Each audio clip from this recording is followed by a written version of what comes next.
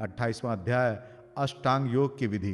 कपिल भगवान कहते हैं, माता जी, अब मैं तुम्हें सभी ध्येय स्वरूप के आलंबन से युक्त योग का लक्षण बताता हूं, जिसके द्वारा चित्त शुद्ध एवं प्रसन्न होकर परमात्मा के मार्ग में प्रवृत्त हो जाता है। यथाशक्ति शास्त्र विहित स्वधर्म का पालन करना तथा शास्त्र विरुद्ध आचरण का परित्याग करना, प्रारब्ध के अनुसार जो कुछ मिल जाए उसी से संतुष्ट रहना, आत्मज्ञानियों के चरणों की पूजा करना, विषय वासनाओं को बढ़ाने वाले कर्मों से दूर रहना, संसार बंधन से छुड़ाने वाले धर्मों में प्रेम करना, पवित्र और परिमित भोजन करना, निरंतर एकांत और निर्भय स्थान में रहना, मन वाणी और शरीर से किसी जीव को न सताना, सत्य बोलना, चोरी न करना, आवश्यकता से अधिक वस्तुओं का संग्रह न करना, ब्रह्मचर्य का पालन करना, तपस्या करना, धर्म पालन के लिए कष्ट सहना, बाहर भीतर से पवित्र रहना, शास्त्रों का अध्ययन करना, भगवान की पूजा करना, वाणी का संयम करना, उत्तम आसनों का अभ्यास करके स्थिरता पूर्वक बैठना, धीरे धीरे प्राणायाम के द्वारा श्वास को जीतना,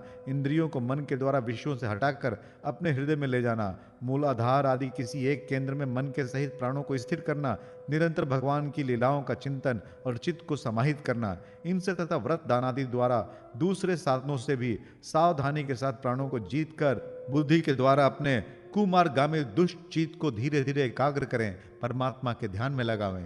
पहले आसन को जीते, फिर प्राणायाम के अभ्यास के लिए पवित्र देश में कुश मृग चर्मादि से युक्त आसन बिछावें, उस पर शरीर को सीधा और स्थिर रखते हुए सुखपूर्वक बैठकर अभ्यास करें। प्रारंभ में पूरक, कुंभक और रेचक क्रम से अथवा इसके विपरीत रेचक, कुंभक और पूरक करके प्राण के मार्ग का शोधन करें, जिससे चित्त स्थिर और निश्चल हो जाए। जिस प्रकार वायु और अग्नि से तपाया हुआ सोना अपने मल को त्याग देता है, उसी प्रकार जो योगी प्राण वायु को जीत लेता है, उसका मन बहुत शीघ्र शुद्ध हो जाता है। अतः योगी को उचित है कि प्राणायाम से वात, पित्त आदि जनित दोषों को, धारणा से पापों को, प्रत्याहार से विषयों के संबंध को और ध्यान से भगवती मुख करने वाले रोग द्वेषादि दुर्गुणों को दूर करें। जब योग का अभ्यास करते करते चित्त निर्मल और एकाग्र हो जाए, तब नासिका के अग्रभाग में दृष्टि जमाकर इस प्रकार भगवान की मूर्ति का ध्यान करें। भगवान का मुख कमल आनंद से प्रफुल्ल है, नेत्र कमल कोश के समान रत्नारे है, शरीर नील कमल दल के समान श्याम है, हाथों में शंख चक्र और गदा धारण किए हैं, कमल की केसर समान पीला रेशमी वस्त्र लहरा रहा है, वक्षस्थल में श्रीवत्स चिन्ह है और गले में कौस्तुभमणि झिलमिला रही है। वनमाला चरणों तक लटकी हुई है, जिसके चारों ओर भौरे सुगंध से मतवाले होकर मधुर गुंजार कर रहे हैं। अंग प्रत्यंग में महामूल्य हार, कंकण, किरीट, भुजबंद और नुपुर आदि आभूषण विराजमान हैं। कमर में करधनी की लड़ियां उसकी शोभा बढ़ा रही है। भक्तों के हृदय कमल ही उनके आसन है। उनका दर्शनीय श्याम सुंदर स्वरूप अत्यंत शांत एवं मन और नयनों को आनंदित करने वाला है। उनकी अति सुंदर किशोर अवस्था है।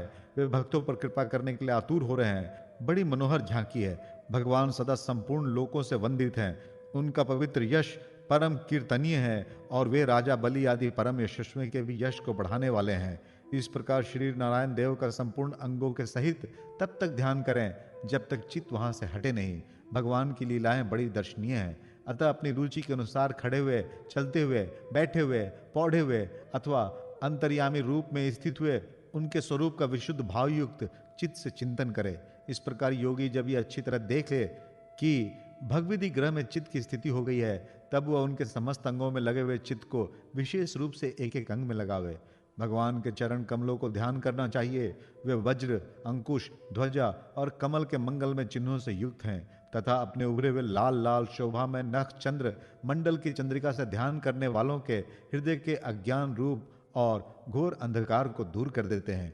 इन्हीं की धोवन से नदियों में श्रेष्ठ श्री गंगा जी प्रकट हुई थी, जिनके पवित्र जल को मस्तक पर धारण करने से स्वयं मंगल रूप श्री महादेव जी और भी अधिक मंगलमय हो गए थे। ये अपना ध्यान करने वालों के पाप रूप पर्वतों पर छोड़े हुए इंद्र के वज्र के समान है। भगवान के इन चरण कमलों का चिरकाल तक चिंतन करें।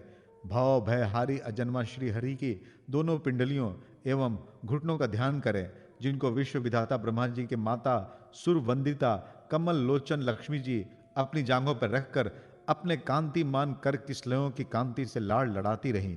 भगवान की जांघों का ध्यान करें, जो अलसी के फूल के समान नीलवर्ण और बल की निधि है तथा गरुड़ जी की पीठ पर शोभायमान है।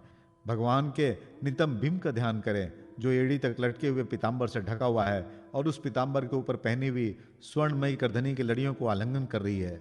संपूर्ण लोकों के आश्रय स्थान भगवान के उदर देश में स्थित नाभि सरोवर का ध्यान करें। इसी में से ब्रह्मा जी का आधारभूत सर्वलोक में कमल प्रकट हुआ है। फिर प्रभु के श्रेष्ठ मरकतमणि सदृश दोनों स्तनों का चिंतन करें, जो वक्षस्थल पर पड़े हुए शुभ्र हारों की किरणों से गौरवर्ण जान पड़ते हैं। इसके पश्चात पुरुषोत्तम भगवान के वक्षस्थल का ध्यान करें, जो महालक्ष्मी का निवास स्थान और लोगों के मन एवं नेत्रों को आनंद देने वाला है। फिर संपूर्ण लोकों के वंदनीय भगवान के गले का चिंतन करें, जो मानो कौस्तुभमणि को भी सुशोभित करने के लिए ही उसे धारण करता है। समस्त लोकपालों के आश्रय भूता भगवान की चारों भुजाओं का ध्यान करें, जिनमें धारण किए हुए कंकणादि आभूषण समुद्र मंथन के समय मंदराचल की रगड़ से और भी उजले हो गए हैं। इसी प्रकार जिसके तेज को सहन नहीं किया जा सकता, उस सहस्त्र धारों वाले सुदर्शन चक्र तथा उनके कर कमल में राजहंस के समान विराजमान शंख का चिंतन करें। फिर विपक्षी वीरों के रुधिर से सनी हुई प्रभु की प्यारी कौमोद की गदा का, भौरों के शब्द से गुंजायमान वनमाला का और उनके कंठ में सुशोभित संपूर्ण जीवों के निर्मल तत्व रूप कौस्तुभमणि का ध्यान करें।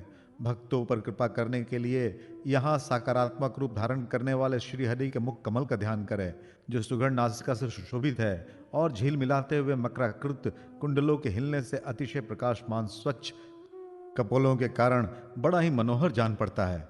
काली काली घुंघराली अल कांवली से मंडित भगवान का मुखमंडल अपनी छवि के द्वारा भ्रमरों से सेवित कमल कोश का भी तिरस्कार कर रहा है और उसके कमल सदृश विशाल एवं चंचल नेत्र उस कमल कोश पर उछलते हुए मछलियों के जोड़े की शोभा को मात कर रहे हैं।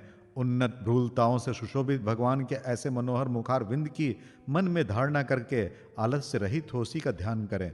हृदय गुहा में चीर काल तक भक्ति भाव से भगवान के नेत्रों की चितवन का ध्यान करना चाहिए, जो कृपा से और प्रेम भरी मुस्कान से क्षण क्षण अधिकाधिक बढ़ती रहती है, विपुल प्रसाद की वर्षा करती रहती है और भक्त जनों के अत्यंत घोर तीनों तापों का शांत करने के लिए ही प्रकट हुई है। श्री हरि का हास्य प्रणत जनों के तीव्र से तीव्र शोक के अश्रु सागर को सुखा देता है और अत्यंत उदार है।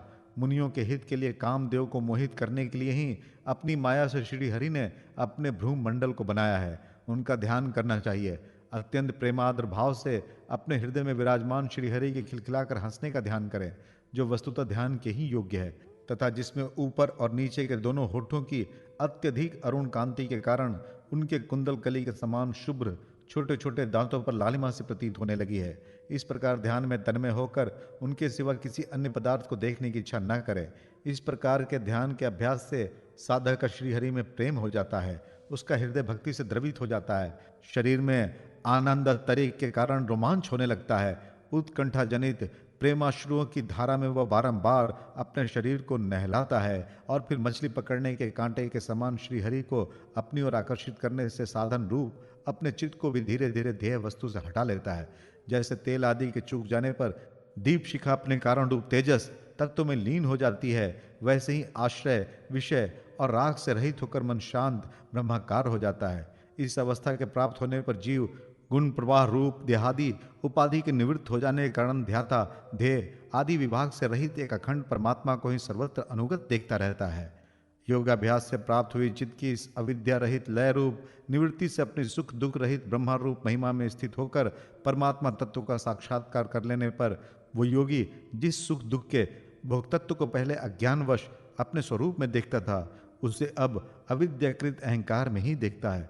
जिस प्रकार मदिरा के मत से मत वाले पुरुष को अपनी कमर पर लपेटे हुए वस्त्र के रहने या गिरने का कुछ भी सुधि नहीं रहती, इसी प्रकार चर्मावस्था को प्राप्त हुए सिद्ध पुरुष को भी अपनी देह के उठने बैठने अथवा दैववश कहीं जाने या लौट आने के विषय में कुछ भी ज्ञान नहीं रहता, क्योंकि वो अपने परमानंदमय स्वरूप में स्थित है। उसका शरीर तो पूर्व जन्म के संस्कारों के अधीन है, अतः जब तक उसका आरंभक प्रारब्ध शेष है तब तक वह इंद्रियों के सहित जीवित रहता है। किंतु जिसे समाधि पर्यंत योग के स्थिति प्राप्त हो गई है और जिसने परमात्मा तत्व को भली भांति जान लिया है, वह सिद्ध पुरुष पुत्र कलत्रादि के सहित इस शरीर को स्वप्न में प्रतीत होने वाले शरीरों के समान फिर स्वीकार नहीं करता, फिर उसमें अहंता ममता नहीं करता।